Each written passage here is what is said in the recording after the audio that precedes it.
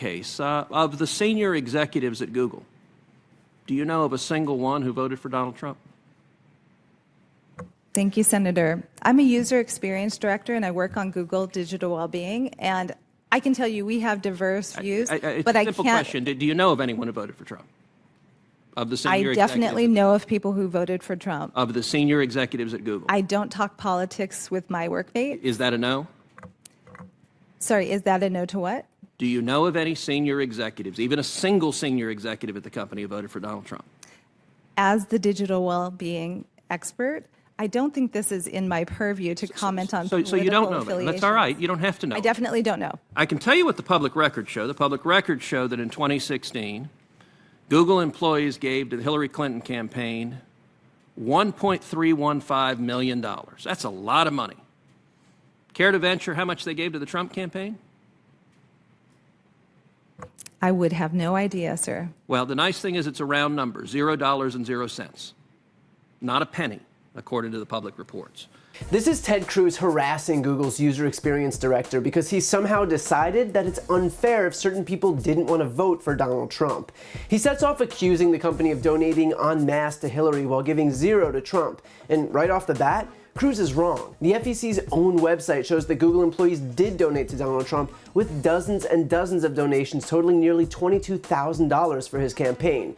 And many of those donations met the individual maximum of $2,700. And sure, there were many more donations for Hillary Clinton, but guess what? There were more votes for her too. And that doesn't seem to be a sticking point for Cruz. It's almost like Cruz just decided that saying that Trump got a nice round number of zero donations from Google would be more effective, despite the fact that it was completely baseless. But beyond that, as a company, Google actually donated to more Republicans than Democrats, giving $320,000 to Democrats and $330,000 to Republicans during the 2016 campaign. That difference was even more pronounced in 2018, when Google donated $31,000 more to Republicans than Democrats. But of course, it's rarely about facts with Republicans. And that's not even the worst part. Besides his blatant lies, Cruz says all of this as if Google's employees have an obligation to vote for a Republican.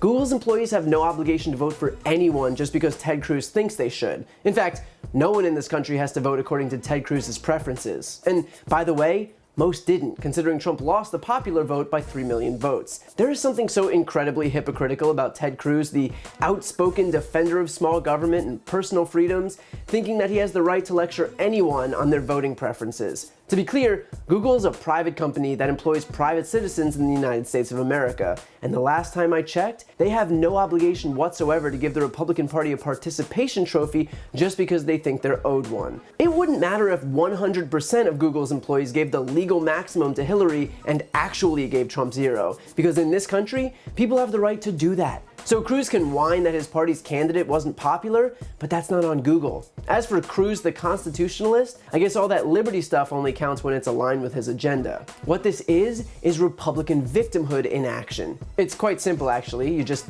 make up an imaginary problem with no underlying evidence whatsoever, like Google has a liberal bias, Google employees hate Republicans, Google is an arm of the Clinton campaign, and you let the accusations fly.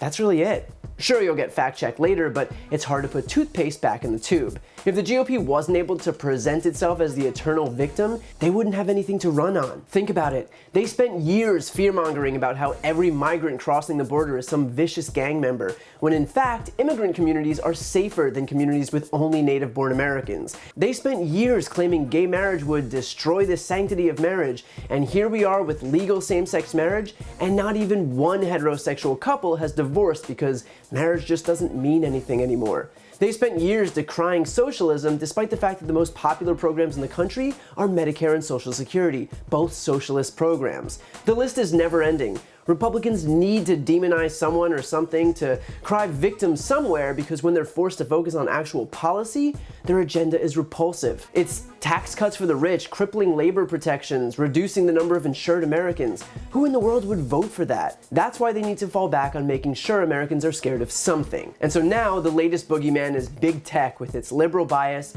shadow banning conservatives and suppressing their voices. But maybe Just maybe, if Google employees didn't vote for Donald Trump in 2016, it's because he was a terrible candidate.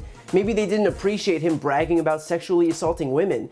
Maybe they didn't agree with his attacks on Muslims or Mexicans. Or maybe Google executives didn't appreciate it when Trump suggested that Cruz's wife was ugly. It might not have deterred him from unequivocally bending the knee, but who knows? Maybe some Google execs thought that it just might be disqualifying.